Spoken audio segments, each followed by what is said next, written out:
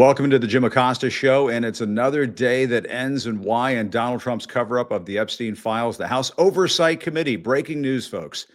The House Oversight Committee has received the birthday note that Trump allegedly sent to Jeffrey Epstein on the pedophile's 50th birthday. An official with the House Oversight ranking member, Robert Garcia, just confirmed to me that they did receive that book that includes this note. Trump says it's not his, but there it is. It's disgusting. I mean, it's certainly consistent with who he is and so on. But let's talk about this and more with Wajahat Ali. He's the man behind the Left Hook on Substack, and it's always great to have him on. Waj, great to see you as always. And we were just saying right before we got started here, he says it's not his, but I mean. Well, my question, Jim, is clearly it's his. It's in line with his vulgarity. It's in line with his drawing style. But the question I have is, did he draw that vulgar drawing with that vulgar sentiment in his capacity as an FBI informant or as a pro-pedophile, president? What do you think? Because let's not forget that Mike Johnson, Speaker of the House, just a couple of days ago dropped that bombshell. And where he said Donald Trump was an FBI informant. And we're like, excuse me? And then he apparently walked it back. So if he was an FBI informant, folks, because I think we just have to connect the dots, that means that Robert Mueller, if I remember correctly, this is 2001, was FBI director. So Donald Trump was working for Robert Mueller. He was part and parcel of the deep state. And then Robert Mueller then, depending on, when he signed on to be a FBI director, an FBI informant, during a Democratic presidency, and underneath Robert Mueller, Donald Trump was an active member of the deep state. Am I getting that right, Jim? You're absolutely right. I mean, and I do want to talk about that in a second, but let's just talk about this note one more time, because to me, it's fascinating that the House Oversight Committee now has this document. And, because it was last week or the week before that Robert Garcia, who was a very aggressive member of the Democratic Party and kind of a perfect choice to be that ranking member on the Oversight Committee. He was saying just a few days ago that they've gotten like 97% of what they've gotten so far is already in the public domain, and 3% is not. And this is something that Donald Trump has sued over. And I guess the Epstein estate had to turn this over. So, I mean, they are starting to get some interesting stuff. Does this mean that they're going to get stuff that's unredacted? I mean, we're just going to have to wait and see. But this is an interesting development. It seems to me that this level of material is being turned over. I think, if we can connect the dots, for folks, because there's so much that you get overwhelmed. It was the Wall Street Journal, run by that flaming lefty communist Rupert Murdoch. That bastion of liberalism, Wall Street Journal, that dropped this story.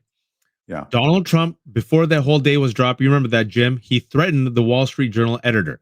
The editor stuck to her guns, published the story about this existing. Donald Trump then threatened to sue Wall Street Journal. Wall Street Journal said, no, we stand by our reporting. Donald Trump then went ahead with his lawsuit. Okay. Then the Wall Street Journal, if you all remember, doubled down. And the second Epstein dump that they did was they released the other names of the people in this birthday book that was compiled by pedophile Ghislaine Maxwell. The third thing they did was they said that Pam Bondi, his attorney general, informed Donald Trump in May that his name was all in the Epstein files, which means, and folks, I'm using these words, and I think these words have to be used more loudly and more frequently. That means that the Trump administration has engaged in an active cover-up. That's right. Since May. They've engaged in an active cover-up when it comes to the Epstein scandal, and they have lied to the American public, because I believe it was ABC News a month later that asked him, the cameras were on, Donald Trump, are you in the Epstein files? Yes. And he said, Pam Bundy's doing a great job. No, I'm not in it. So he's lying. And then furthermore, he said, all of this is a hoax. It's a hoax. But the book now is produced. They now have the drawing. It matches exactly what the Wall Street Journal said in its initial reporting. The reason why Jim and I started this by saying that it looks like Donald Trump's drawing is that he does these drawings of skyscrapers with these thick black lines. If you could go back to the drawing real quick, Jim.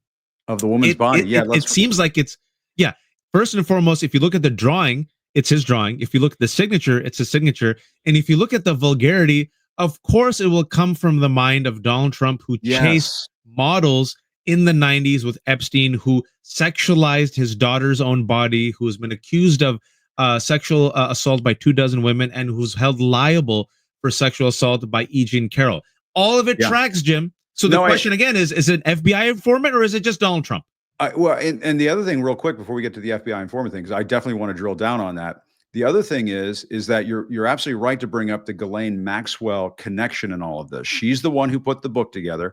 And remember when Todd Blanche went down to the security, was it minimum security, or it was more like a maximum security. Florida is when he went down, which was not minimum security. That's right. He went down to Florida, talked to Ghislaine Maxwell, and this was the interview that resulted in her being transferred over to a minimum security prison in Texas, Club Fed, basically.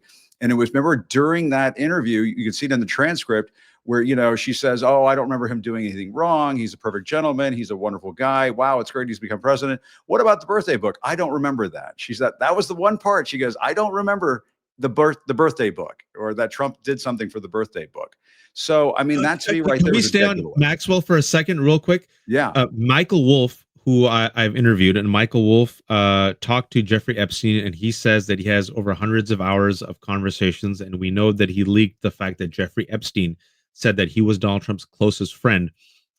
He said that evidence could have only come, the evidence of the birthday book, could have only come from Ghislaine Maxwell. And notice that once that dropped, as Jim said, Todd Blanche was sent. Why is Todd Blanche, the Deputy Attorney General, leaving his job in DC to go talk to Ghislaine Maxwell? It should be the special prosecutor. Right. Oh, yeah. What happened to the special prosecutor, Maureen Comey? Oh, yeah. The week before she was fired. And as a result, 2 days, it was for 2 days, Todd Blanche talked to Ghislaine Maxwell. We know the transcripts. And less than a week later, folks, Ghislaine Maxwell, in a sweetheart deal that no pedophile has ever gotten since 2008, the last sweetheart deal that was given to Jeffrey Epstein, she got transferred. Yeah. Folks, there's no reason for this to happen. This is not normal. This is a sweetheart special deal that Ghislaine Maxwell, who was just starting her 20-year sentence, got moved to a minimum security camp in Texas, which means someone in the Bureau of Prisons waived her sex offender status, and now she is cleared for her status right now is that she hasn't applied for it, but she's cleared for a removal for she can be on work removal. It's insane. It's totally nuts. It's totally crazy. And to me, obviously, Donald Trump has a problem here with this birthday book, and now that it's been turned over to the House Oversight Committee, I mean, this has to be asked about in interviews. They're bringing all these guests in. This Alex Acosta guy, no, as I like to say, no relation. But let's talk about the FBI informant thing, because Mike Johnson was tap dancing like Fred Astaire on Red Bull the other day. He was asked by reporters, what's going on with the Epstein files and everything, and he tried to make Donald Trump sound like such a helpful guy, that he's been trying to help so much that he even was an FBI informant at one point in the Epstein case. Let's hear what the Speaker of the House of the United States of America, Mike Johnson, said just the other day. I'm saying that what Epstein did is a hoax. It's a terrible, unspeakable evil. He believes that himself. When he first heard the rumor, he kicked him out of Mar-a-Lago. He was an FBI informant to try to take this stuff down. The president knows and has great sympathy for the women who have suffered these unspeakable harms. It's detestable to him. He and I have spoken about this as recently as 24 hours ago. It's detestable. It is detestable Mike Johnson says it's detestable to him, the same guy who said it's okay to grab people by the private parts. It's a Monday. I don't want to go down that road just yet. But Waj, I mean, Donald Trump, an FBI informant. I mean, first of all, a couple of things. One is, we should note that Mike Johnson went out to the reporters earlier this afternoon and walked this back and said, oh, you know what, by the way, I don't know what I said there. He said something along those lines. He's like, I was just talking about things that were already in the public domain. That was never in the public domain, that Donald Trump was an FBI informant. And there was one reporter who was up there today asking, well, did Donald Trump wear a wire? This got completely overlooked over the weekends by the corporate media. I was like, wait a minute, the Speaker of the House is saying that Donald Trump was an FBI informant? This is totally nuts. And then the other thing we should, I brought this up with Ali Velshi over the weekend. I'm sorry, MAGA has basically said FBI informants are trash. They're not to be trusted. They were part of January 6th, blah, blah, blah, which obviously is not the case. It's bullshit. But now all of a sudden it's a good thing to be an FBI informant, which he's not. Or wasn't. It's a failure of corporate media because it was a bombshell dropped, if I remember, on Friday night. And I'm like, excuse me? The Speaker of the House has just announced that Donald Trump was an FBI informant, the same man who's based the last 10 years. Part of his campaign is that he's going to clean the deep state, a man who has promised to reveal the deep state as being corrupt and part of this international cabal of like godless sex traffickers, and it will be proven through the Epstein files. That man was part and parcel of the deep state, working with Robert Mueller, the man that he attacked for the Russia hoax. You're saying that Donald Trump was an FBI informant. So, okay, logically, when did he start becoming an informant? Because he's been pals with Jeffrey Epstein since the late 80s. He used to introduce Jeffrey Epstein as his associate. They used to chase models together. They partied together. There's videos of this. Epstein had a model agency. Donald Trump had a modeling agency. So as an FBI informant, was the FBI telling him to go to the Miss Teen USA locker rooms and harass these young girls? Was the FBI telling him to sexually harass these women? He returned to the scene of the crime, by the way, the U.S. Open, where two women at two separate occasions have credibly accused him of sexually assaulting them.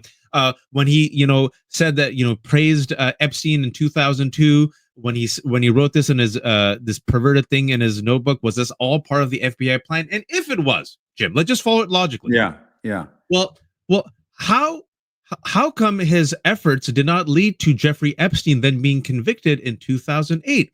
And the man who was the U.S. attorney at the time who gave him that sweetheart deal later became Donald Trump's Secretary of Labor, Alex Acosta. Well, okay.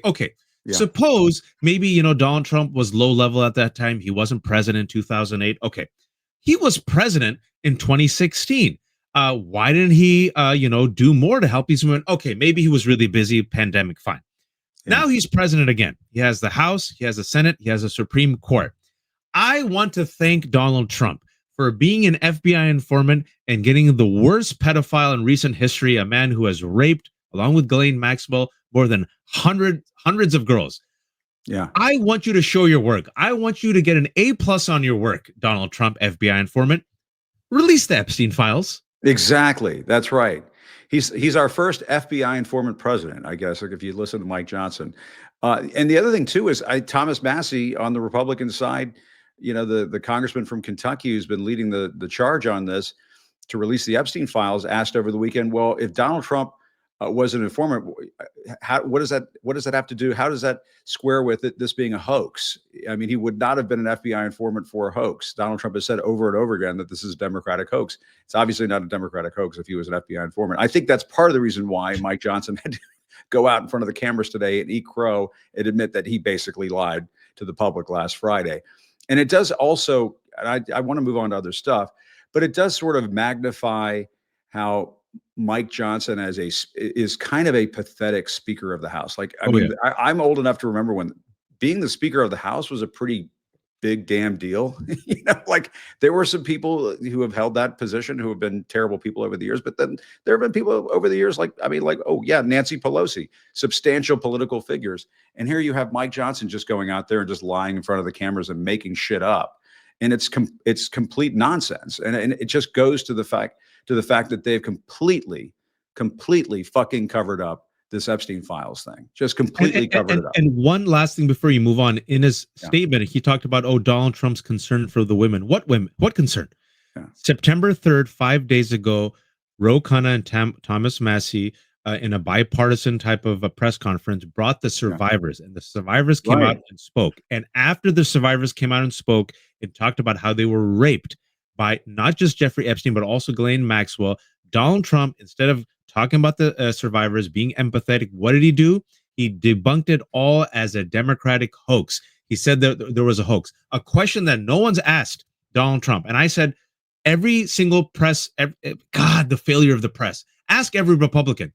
Yeah. Do you agree with Donald Trump that the Epstein scandal is a hoax? If you do, are you saying all these women are lying? A simple 1-2 question, Jim. You're the pro at this. I'm just a miniman driver. Not a single question was asked. So Mike Johnson got freaked out because this was a big press conference and Thomas Massie was there and Marjorie Taylor Greene was there, Ro Khanna was there. And the women have said, folks, if Congress doesn't do their job, we're going to release the names. We know the men.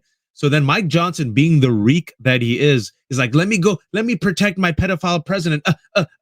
He was an FBI informant. Oh, shoot. Yeah. I mean, it's just totally pathetic. And I mean, the question that needs to be asked of Donald Trump is, why are you in the Epstein files? What did you do? Why are you in there? I mean, he was told back in May he's in the Epstein files by his own Justice Department, and then they try to cover it up with that bullshit memo on July 7th. And I mean, to me, he just hasn't been asked the right questions about this, and it's kind of a sad state of affairs over at the press corps. I just don't know what they're doing. But let's talk about other stuff, Watch, because we've got other stuff to talk about. And the other thing that is really important that happened today is that the Supreme Court apparently said you can go ahead, that Trump's secret ICE police, masked, no badges, ICE police hopping out of black vans with no marking on them. They can just go and sweep people up and racially profile them. That's basically what the Supreme Court said today, that they can basically go ahead.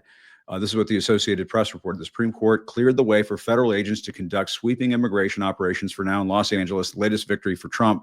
The conservative majority lifted a restraining order from a judge who found that roving patrols were conducting indiscriminate stops in and around LA. The order had barred immigration agents from stopping people solely based on their race, language, job, or location. And so what the Supreme Court did, and they didn't even this wasn't even a full opinion that was released on all this. They're going to deal with this later. But they're now giving the Trump administration, which is pumping tens of billions of dollars into this operation, carte blanche to just grab people because of the way they look, because of the way they talk, right off the street. This is not America. No, you're absolutely right. The Supreme Court today, the 6 compromised, corrupt, right-wing hacks that constitute the majority, my framing, and I stand by it, just gave Donald Trump and his increasingly authoritarian regime a pass to racially profile and to harass and terrorize innocent Los Angeles residents. Folks, I want to remind y'all that Wall Street Journal, that flaming communist leftist rag, mentioned that Stephen Miller deliberately unleashed these masked armed ICE agents in LA at Home Depot and 7-Eleven with the express intention for escalation.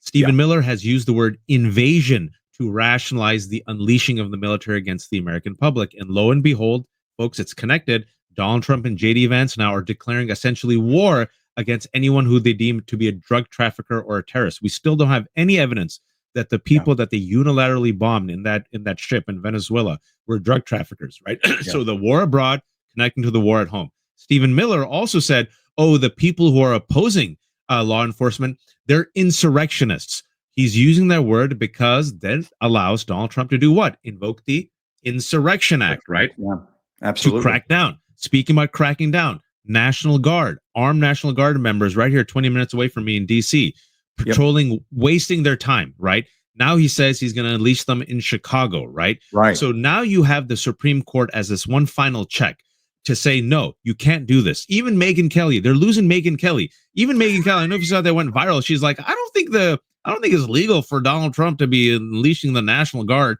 because these red, these red MAGA reeks, they live in these places, folks. Yep. They realize this is bad for business. But the Supreme Court, through the emergency docket, Jim, has allowed Donald Trump essentially to get away with his dismantling of it's bizarre. It's the emergency docket, and he's batting almost 100 if it wasn't for the Alien Enemies Act. I think that was the only one in which they said, no, you can't invoke the Alien Enemies Act, but they're rubber stamping everything, which is why Justice Sotomayor said it's a goddamn MAGA star chamber. I mean, she said it was what do you say, speed dial. Donald Trump has this Supreme Court on speed dial. He does, and we should. I mean, we really should talk about Megyn Kelly and Joe Rogan and some of these. I saw Joe Rogan the other day was tearing Trump a new one over the Epstein files. And I'm like, hey, welcome to the fucking show. Welcome back to the NFL. They finally realized that Trump's numbers are going down the toilet, and so that's the canary in the coal mine right there. When Joe Rogan and Megyn Kelly are starting to tear Trump a new one, that means that he's fucked. And, he's completely screwed on this immigration thing. This was like the one go-to bread and butter thing that Stephen Miller was like, my precious, like Gollum. He thought that this was going to be their ticket to the midterms. And yes, perhaps to some extent it may work with, I don't know, some sliver of the electorate on this crime issue. I mean, I'm not convinced of it, but they seem to think that that's the case. Jim, But did the you see the immigration polls thing that is came out yesterday? Go It's ahead. not working. Yeah. He's negative. He's negative double digits on the deportations. He's now -6 on immigration. He's negative double digits on inflation and the economy, and negative double digits on Epstein. Yeah, they are losing, and on the economy. I mean, I was going to bring this up a little later, but we should. I was obsessed with this over the weekend. We should show the video of this. Watch. Over at the White House, the Mar-a-Lago, at the White House, they've recreated Mar-a-Lago. I guess Trump's confused that he's at the White House all the time. He's so old, he's confused that he's stumbling around the Oval Office for some reason. Oh yeah, I was reelected.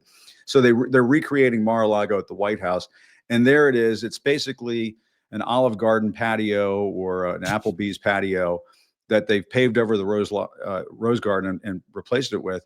And this is happening as 22,000 jobs were created in August. The American people are losing faith in the idea that they can get another job if the job that they have sucks. I mean, he's completely screwed over the American worker. He's taking health care away from people via Medicaid, and then they're setting this up. It's like Mar-a-Lago, but paid for with your tax dollars. Absolutely. And this is like, at least Marie Antoinette allegedly said, let them eat cake.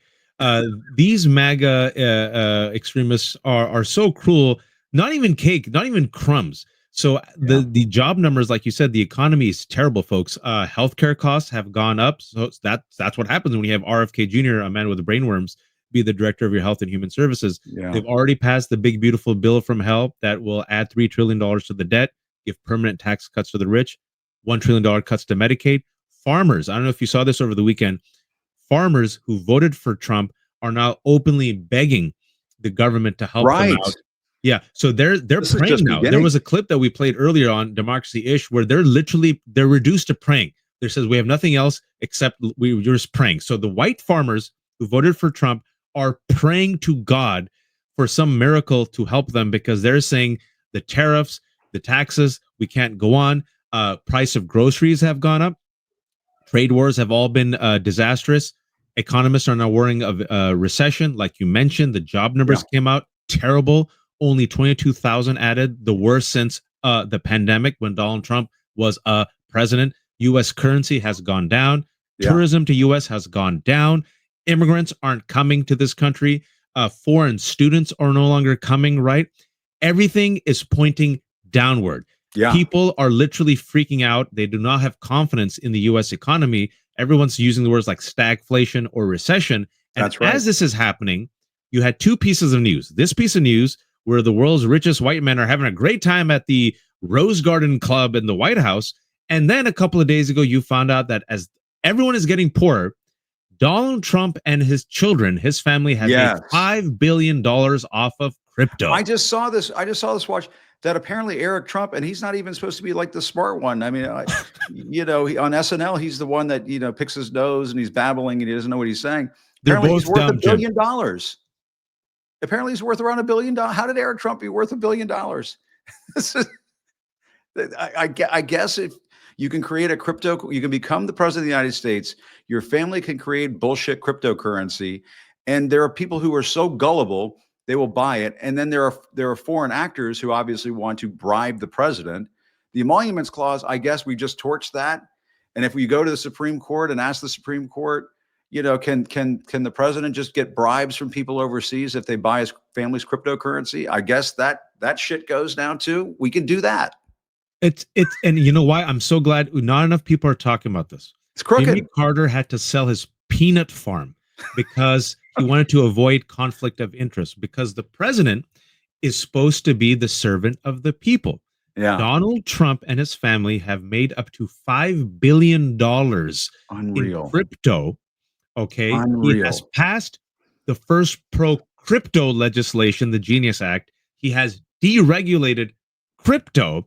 He has pardoned Ross Ulbricht, the criminal, because he's so tough on crime, the criminal creator of Silk Road, the digital hub of sex trafficking, weapons trafficking, drug trafficking, also, which was one of the hubs that used crypto. So this president total conflict of interest, all up in crypto, his family all up in crypto, and just surprise, surprise, this same president has passed the first pro-crypto legislation. Yeah, and apparently somebody's saying maybe they should pray to Gavin Newsom instead of Trump. Gavin Newsom did come up with a clever term for the Mar-a-Lago patio at the White House. He said they should call it the pedophile patio. Did I have that correct? Let me just make sure I have that correct. But I think he's calling it the pedo patio. And I like it.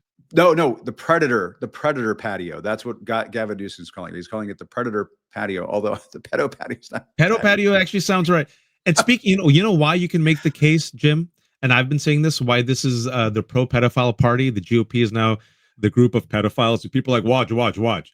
Because Ghislaine Maxwell raped girls alongside Jeffrey Epstein. Yes. That's the Farmer Sisters account. That's Virginia Giuffre's account. Right. He stalked them, groomed them, and also raped those girls. Multiple. Yeah. Donald Trump, and no one's explained why, has given this notorious pedophile, an accomplice of Jeffrey Epstein, a sweetheart deal where she's in minimum security camp right now. Where?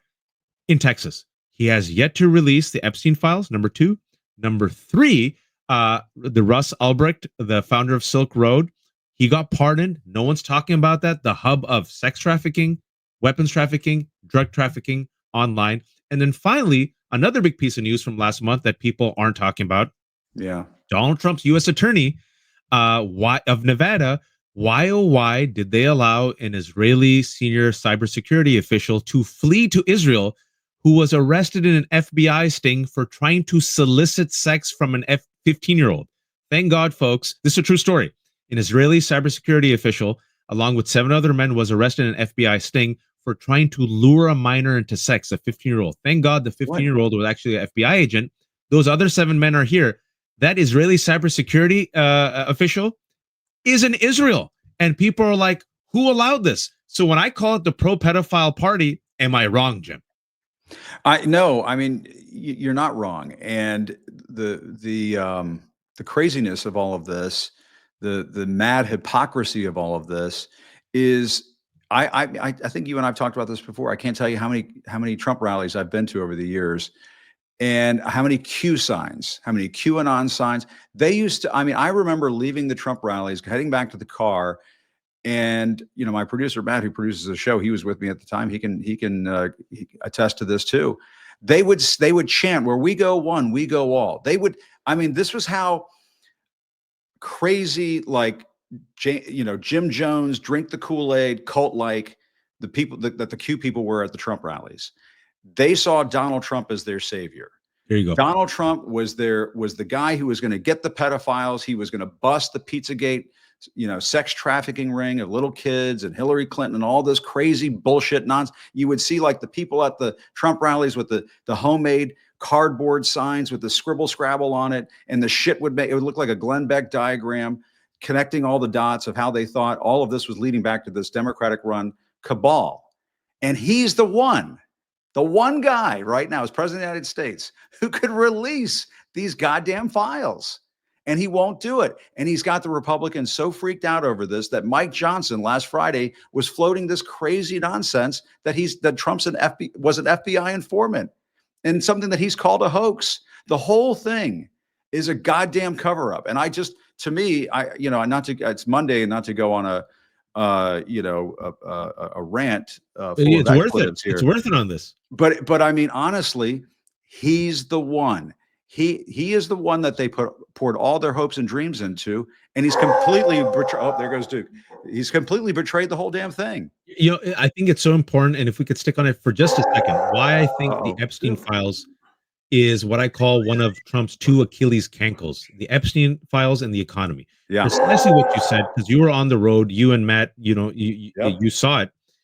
QAnon was a fringe, nutty conspiracy theory that got mainstreamed by Trump and Republicans. And it posits, folks, that the rest of us, anybody who's opposed to Donald Trump, anybody, law enforcement, media, Jim Acosta, Wajahat, is part of an international cabal. Wait for it. I'm not making this up. We were all accused of being a part of sex traffickers who worship the devil and drink children's blood. I'm not making it up.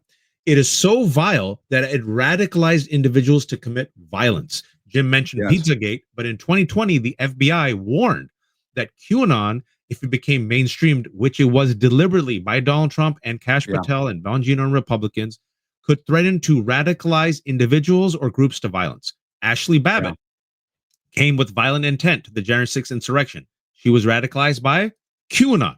Vance Boebert, we don't talk about him, the Trump voting supporter who had the list of 70 Democrats he wanted to kill last month, and he ended up killing Melissa Hortman and others. He was also radicalized by QAnon.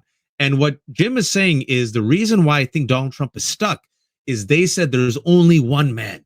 Only one man. That's right. Who can prove the deep state exists and who will purge the deep state and unleash the Epstein files, which is the holy grail that connects it all together. It'll be Donald Trump. Except Donald Trump is all over the files. That's right.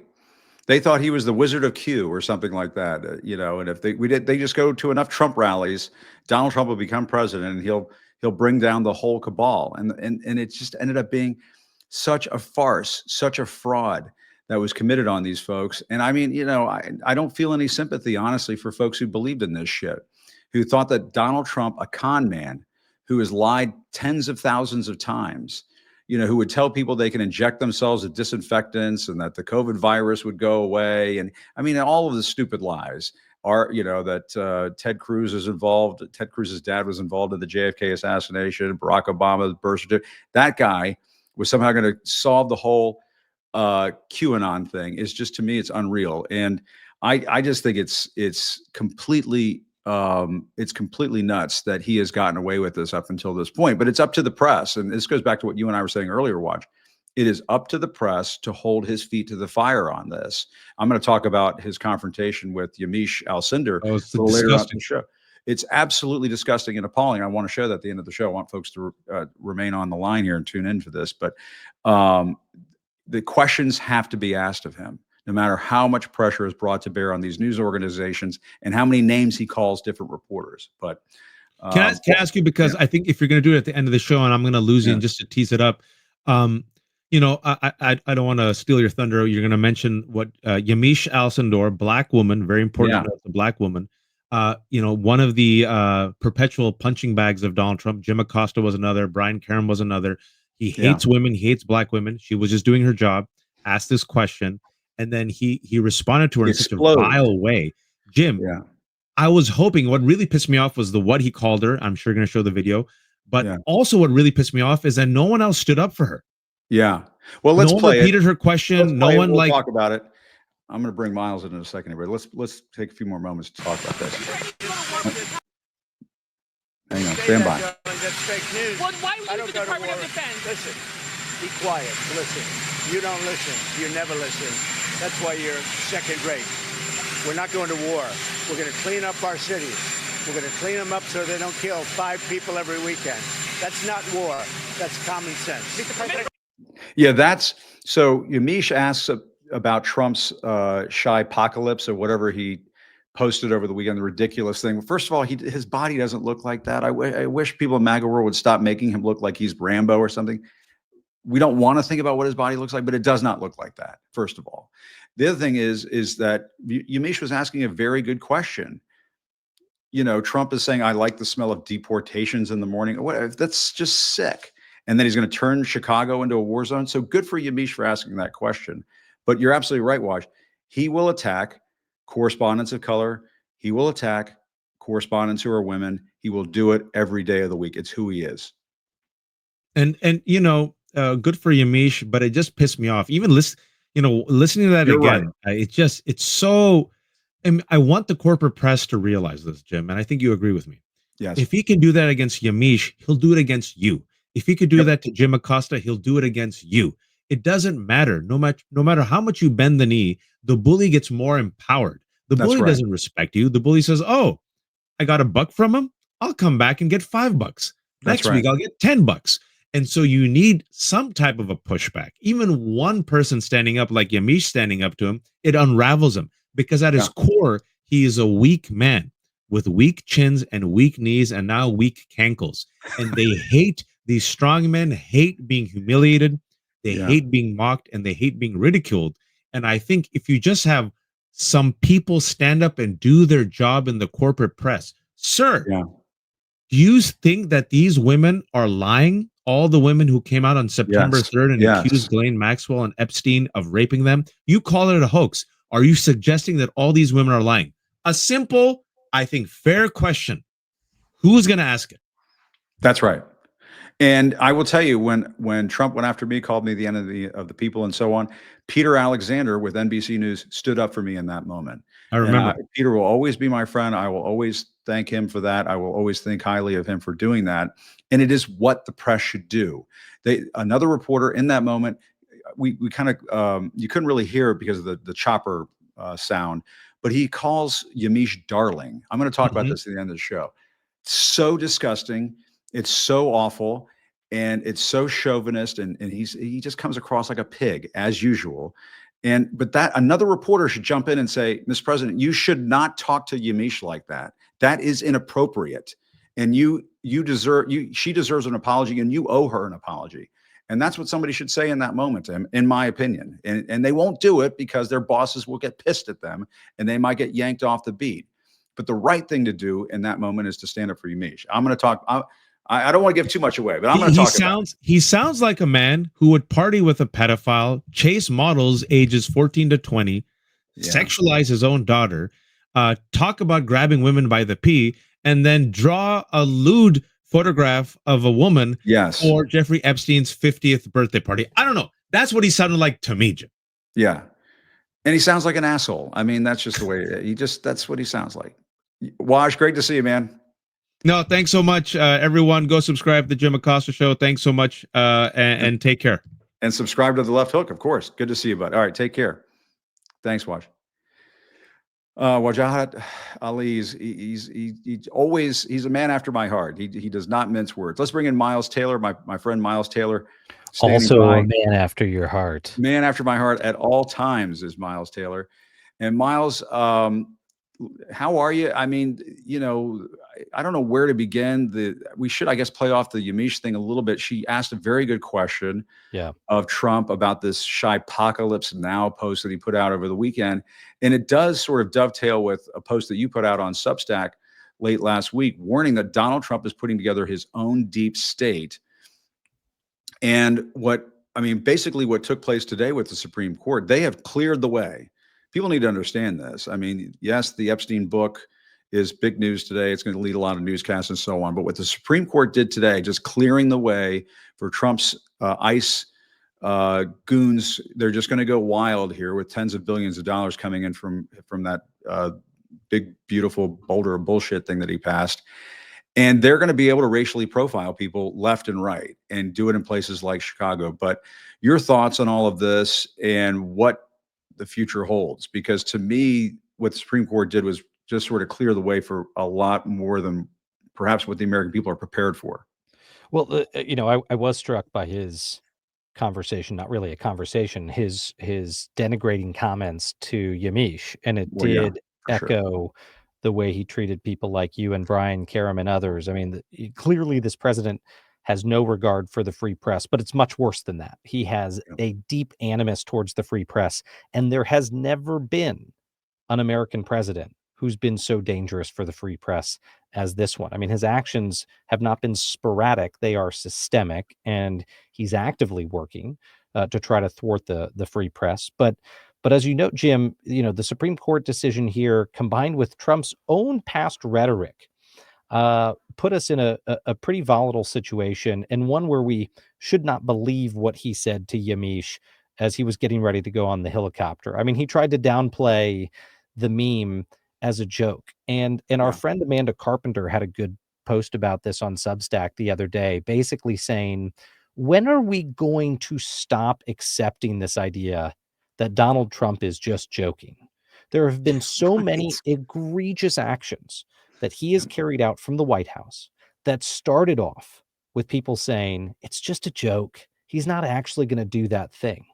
And there's no better example than in 2020, when people like me and you were saying, look, Donald Trump says a civil war is afoot. and that a coup is in the offing. And he's talking about violence, and he's talking about not accepting the transfer of power in 2020. And people said those comments are jokes. He means it offhanded. He doesn't actually mean that. No, he meant what he said. And so it's not just the Chicago meme.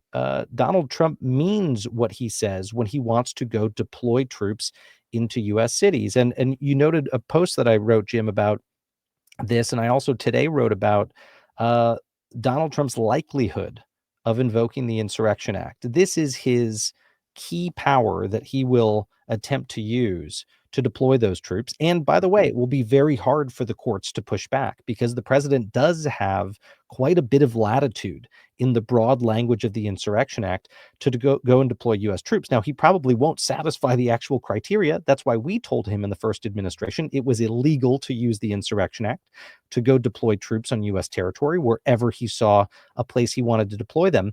But he's going to do it because he's going to get challenged. He's going to get sued in these places. Then he's going to use that emergency power. And we are in constitutional chaos at that point. Yeah. I mean, and you wrote in your Substack, it's a great Substack, quote, "I am your retribution," Trump told his followers during the campaign, resolving to gut the government of those disloyal to him.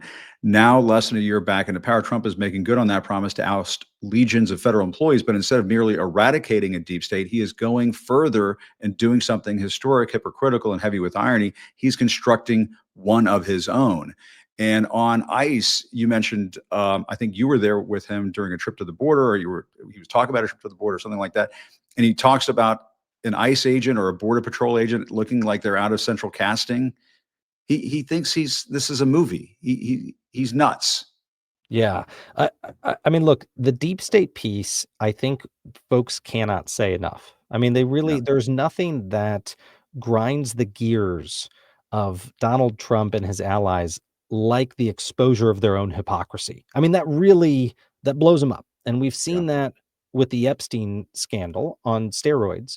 But one of the ones I think people need to be pointing out more often is this fact that Donald Trump made up a conspiracy theory about a government of deep staters, which never existed. I served in multiple presidential administrations. I can faithfully report back to the American people. There was not a secret cabal of government employees across agencies who were working to shut down the White House and thwart the president. Now, I'm pretty sure Dick Cheney would have found that when Bush was in office, by the way. That's right. Now, there were a lot of people, myself included, who said no when the president asked them to do illegal things. That's the type of resistance we want in any administration. But there was no deep state. Again, the irony here is that Donald Trump, though, is actively trying to build a networked group of loyalists deep into the government that continue to implement his agenda, regardless of whether he is in power. That is definitionally what he described as the deep state. And the place he is starting, as you noted, Jim, is with federal law enforcement. Why? He's not starting with the EPA. He's not starting with the Department of Agriculture, because to Donald Trump, he has learned that the most powerful part of government is not the courts. It's not the Congress. It's the people with the badges and the guns. That's where he knows power ultimately lies, is the folks who have the power to use force to intimidate others. This is the authoritarian playbook. And so he's starting with those agencies, and he has gutted them. It's a two-step plan. It's a twofer. Yeah. Step one, he's gutted them of people who've demonstrated that they have a conscience and a willingness to follow the law. We've watched that all this year. You have covered it better than anyone out there. But there's a second part to that plan, and it's not just to save money by firing those people. It's to backfill those people with loyalists, and that's why they are reducing the requirements to become an FBI agent by reportedly getting rid of the requirement for a college degree, by reducing training from months down to 7 or 8 weeks, by doing the same thing with ICE, by offering student loan forgiveness, by putting these xenophobic memes all over the internet. They're trying to go recruit MAGA people to come into these permanent civil service positions to advance a MAGA agenda years and years into the future. That's a deep state, Jim. It's very scary, and it will take a long time to undo after he's had 4 years of it. And people need to understand that it's sort of like replacing the deep state with the creep state. I mean, he is putting some really nutty, far out, fringy, whack job people like RFK Jr., people like Kristi Noem, who shot a dog, people like Ed Martin, people like Jeanine Pirro. These are the Kash Patel. These are the people he wants to put in these very important roles, and they're all, you know, just hacks or whacks. I mean, Pete Hegseth, you know, the list goes on. And I think that is, you know, that is probably the more terrifying part of all of this, is that, you know, he can just go down the list. And you're absolutely right. When it comes to the people with the guns, the people who are in charge of the people with the guns in these various departments, they are not, these are not John Kelly types. These are not General James Mattis types who are going to say no. They're the kind who are just going to roll over and do what he wants. Well, and especially in these U.S. cities. I mean, I'm glad you Yes. mentioned Mattis, because there's very tangible examples to point to here. And in 2020, during the racial justice protests around this country, Jim Mattis, who doesn't speak out about this stuff a lot, wrote a piece in The Atlantic where he pushed back very forcefully and publicly against Donald Trump as his former Secretary of Defense. And he said, we cannot think of our country and our city streets as battle space. We cannot think of them that way. And yet Donald Trump now has a defense secretary who calls himself the Secretary of War, who is indeed describing our city streets as a battle space, who is goading the president to post memes about our cities on fire as he's sending in that Department of War. We have gone as far as you can from Trump being in a place where he's got adults in the room, he's getting good advice, he's being told not to do illegal things. He's got hype men now to make him, to encourage him to do illegal things. And Jim, if you don't write a piece called The Creep State after this, I just wrote that down. Wow, I haven't heard that one yet. Or at a minimum, if you're still looking for a Halloween costume, we got this. Completely takes care of Halloween. No, it's when it's Mondays. It kind of takes like old Bessie. You got to kind of crank going and get the crank going, and my brain will start up. I've got it all written down. 45 minutes in, I'm finally firing off zingers. It took me a while. I apologize to Waj. I was a little slow on the fastball there, but I mean, you know, when we should talk about this, renaming the Defense Department, the War Department. We're not at war. This is, you know, when we were at war in World War II, okay, I guess you can call it that. But then Harry Truman, you know, said we're not going to call it that anymore. And Trump the other day was going off on Harry Truman, like he's getting into debates with Harry Truman. Like, you know, Harry Truman's been gone for a long time. I mean, who's next? Grover Cleveland? I mean, I just, you know, it's weird, but it's also stupid, and it's going to cost a lot of money. Anything that says the Defense Department from here to Timbuktu has to be renamed. Yeah. Who's going to do that? It is. Here's how I would put it. This is like, there is so much symbolism in that move. And it's not just symbolic. And I'll get to that in a second, but there's a triple symbolism here. Symbol one is Donald Trump, intentionally or unintentionally, and renaming it the War Department, revealed he is not the man he said he was, the peacemaking president. All right. This is another piece of the hypocrisy that really, you know, they can't even figure out how to respond to it. Totally hypocritical. He's not the peacemaker. He's a warmonger. Symbolism piece number two is it reveals that Donald Trump cares not about the rule of law, because he's not allowed to change the names of departments. Congress. Right. And he's just blown completely past that. They're changing the signs, they're changing the names, they're changing the stationaries. So it symbolizes his disregard for the rule of law. But third, and most importantly, it's symbolic in that it's not just symbolic, in that these words aren't just words. They are indicators of Donald Trump's plans for U.S. cities, to turn U.S. cities into battle space. He himself has said it. Now, again, I don't think Donald Trump is got much of a mind to understand the symbolism of that executive order, but it may be one of the most potent of any he's released as president, because it lays bare, I think, his true intentions better than most. I think that's a wonderful observation. I mean, you know, I remember out on the campaign trail, the way he would savage George W. Bush and the forever wars. And these days, when he goes off on John Bolton, he calls him a warmonger. And he, you know, this was how he was able to recruit the likes of Rand Paul. Remember when Rand Paul used to like Donald Trump? Not anymore. But there was a time when he was sort of under Trump's wing. And it was in part because this pledge to end the forever wars, that I think they put those in ads during the 2024 campaign too. They did that too. And it's just, again, another lie more hypocrisy, and so on. And, this whole renaming the War Department thing makes me wonder whether Don Jr. has a stake in Vistaprints, I just. You're on, Jim. You're on. I mean, is that what's going on here? They're gonna take the money from renaming everything and put that into crypto. I don't know. It just and then the other thing I got to ask you, Miles, is but if you have a comment, go ahead. But the other thing I want to ask you is, because you worked in the Trump administration, the paving over of the Rose Garden and it being turned into this monstrosity, this TGI Fridays, Cheesecake Factory, outlet mall monstrosity. It looks like shit.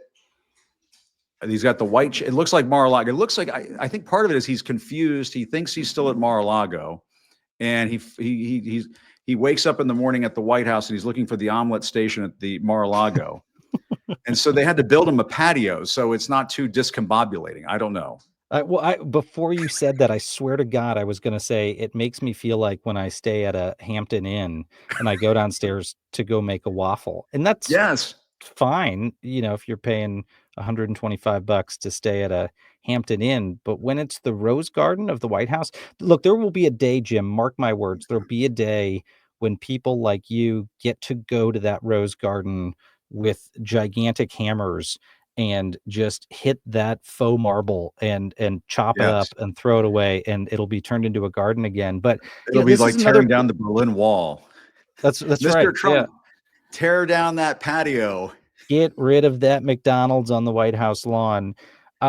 This is another thing that I think really does reek of symbolism, though, is just you can't make it up that the president of the United States wants to create a private club where he can entertain donors and, frankly, engage in what are clearly acts of corruption, bringing these people into the White House just mere steps away from the Resolute desk in the Oval Office.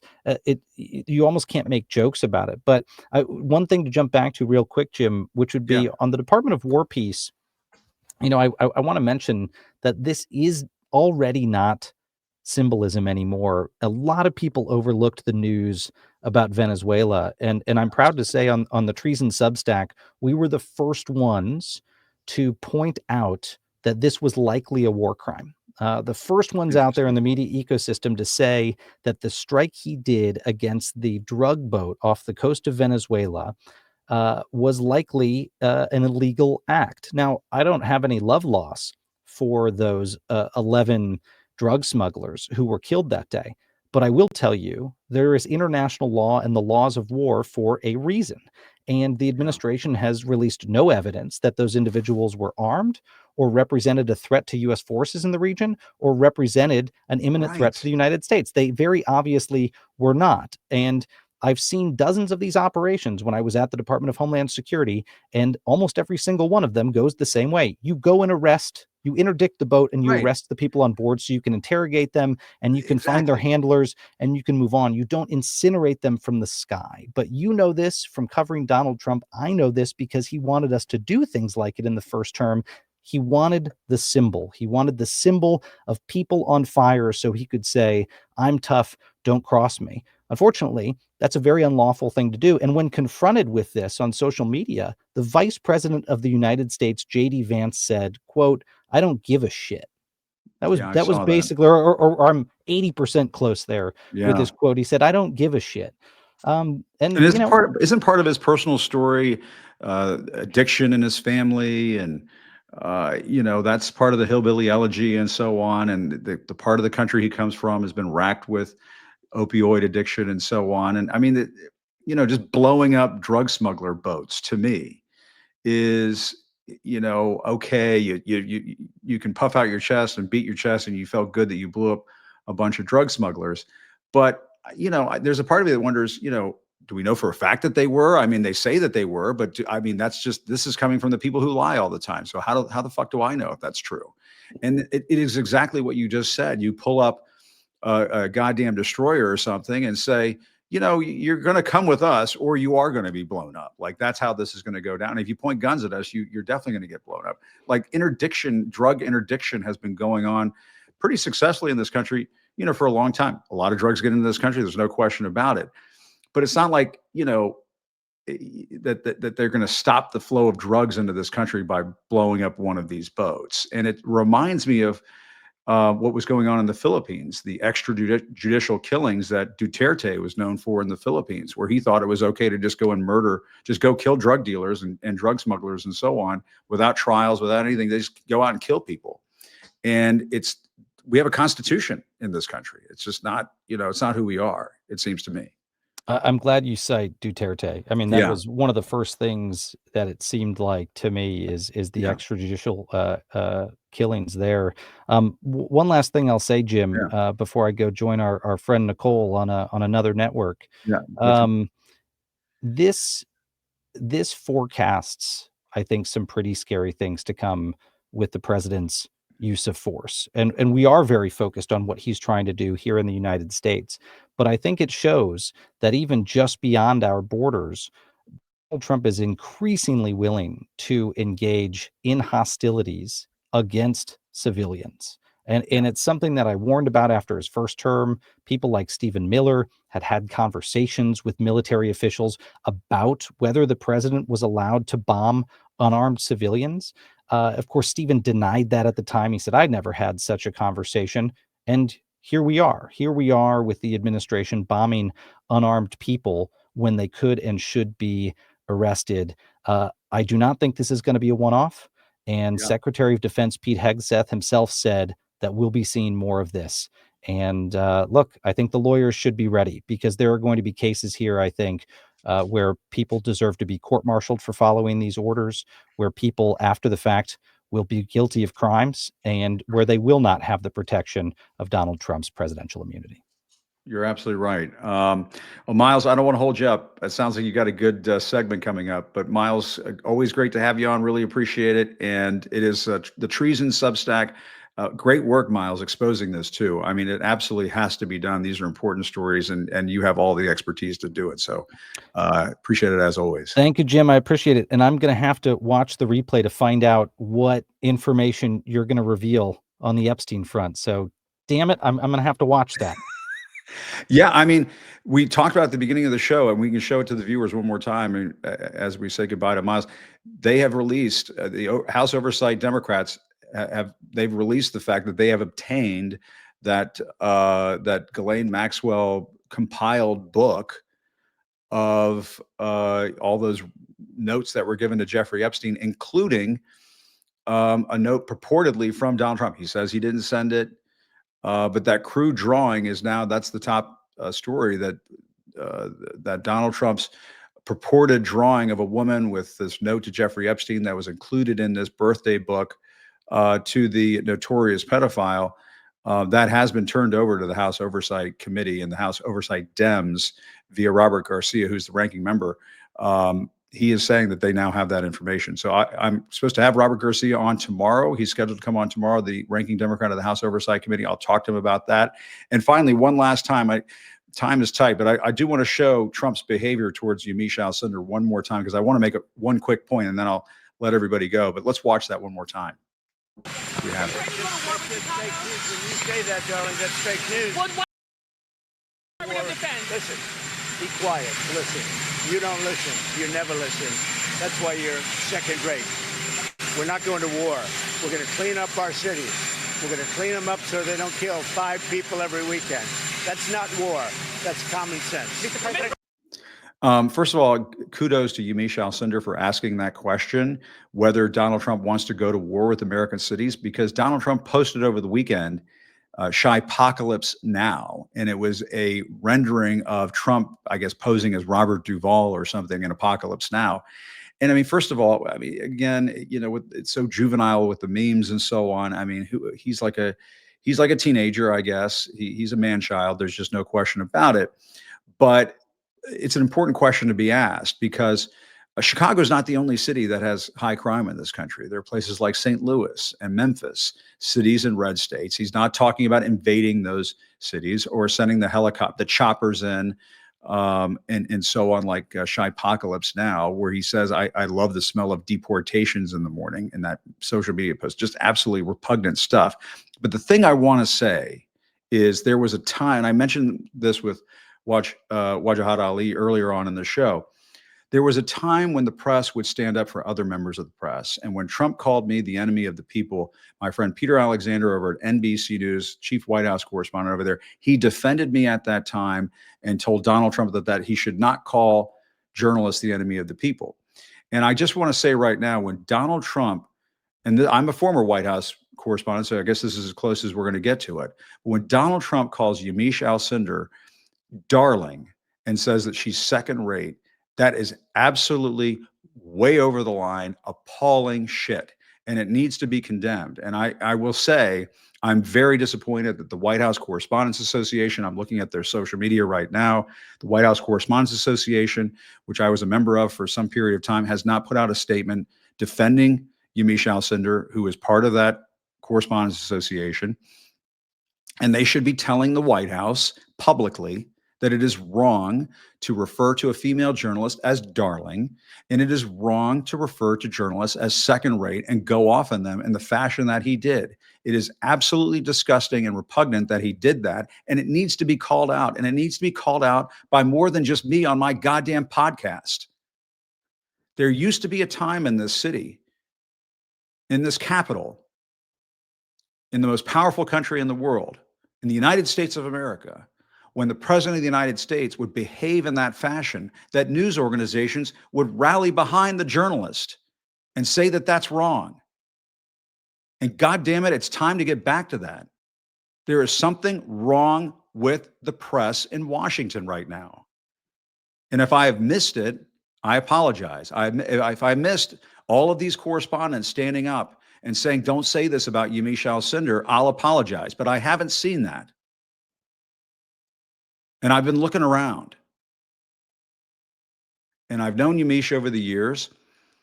And like every good reporter, she's capable of irritating the president of the United States. Good. Good.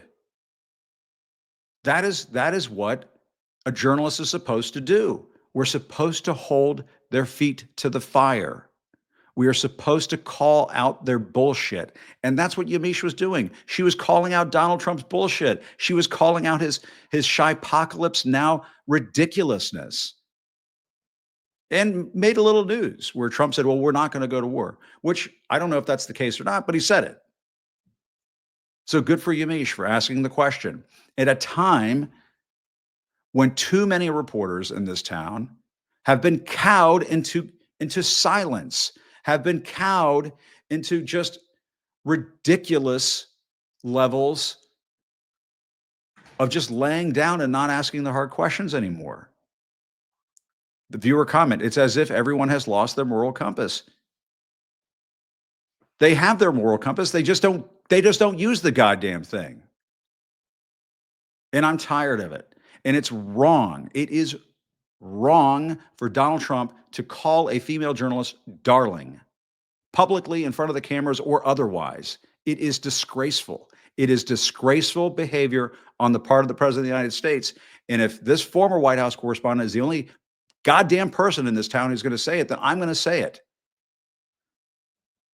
And forgive me if the White House Correspondents Association or the National Press Club or somebody has said to Donald Trump in the White House, you should not refer to Yamiche Alcindor as darling. She is Yamiche or Miss Alcindor. She is not darling. And I know she can stand up for herself. She's a terrific journalist. She's a great reporter. But somebody should say it. It is wrong for the president of the United States to treat the press in that fashion. And I'm going to say it. We are here to hold them to account. We are here to hold their feet to the fire. And that's what Yamiche was doing in that moment. And I remember a time when news organizations and organizations that represent the press here in Washington stood up for the journalists in this town, and they should do it. There are 3 more years of this. Stiffen your spines. I want to thank Wajahat Ali for coming on, and Miles Taylor as well. Thanks everybody for watching. Still reporting from Washington, I'm Jim Acosta. Have a good night.